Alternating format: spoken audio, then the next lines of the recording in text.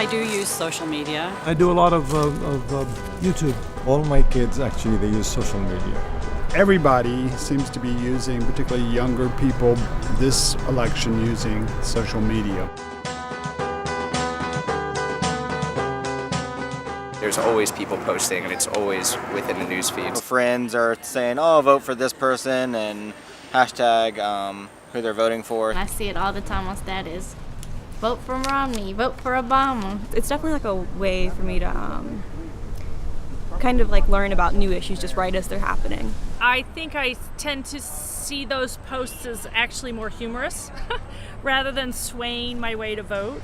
I think a lot of what I've seen on Facebook seems inaccurate. I don't think it's necessarily the best source for good information. It seems to be more emotional. It's actually really easy for people to get wrong information, for people to get biased information. I think you'll always find misinformation no matter what source you're looking at. Even in the debates, you may hear one candidate say something that's not necessarily true about the other. To be honest, I just got most of my information from Facebook, and whenever I saw something that was interesting or worthwhile, then I would go and look for it on the web. One thing that it definitely does for me is like I might not have tuned into the news one night, but I'll see something that like kind of sparks my interest, and then I'll go tune in or search it myself.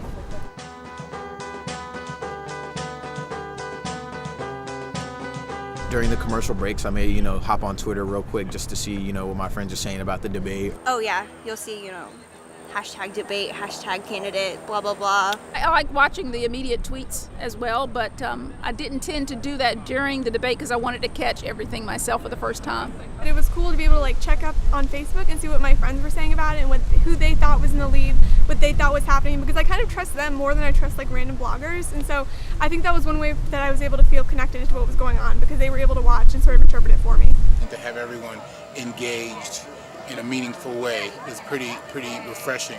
I think that it does get a lot more people involved and excited, but there are just people that put whatever they think on there, not exactly what the facts.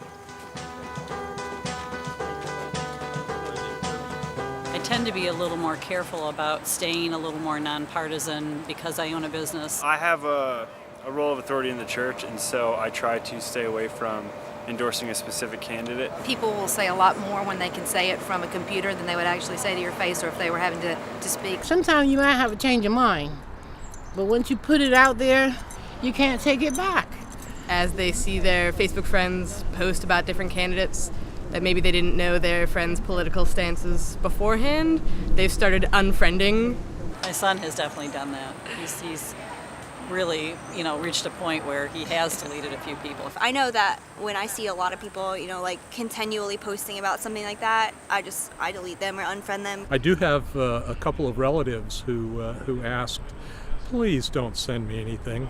Politics doesn't really go anywhere when you're debating it with a friend, because one friend is going to have one area of what they go, and one's going to obviously have against it, so... Unless they are both independent and then they are open-minded and then, they are looking at issues broadly.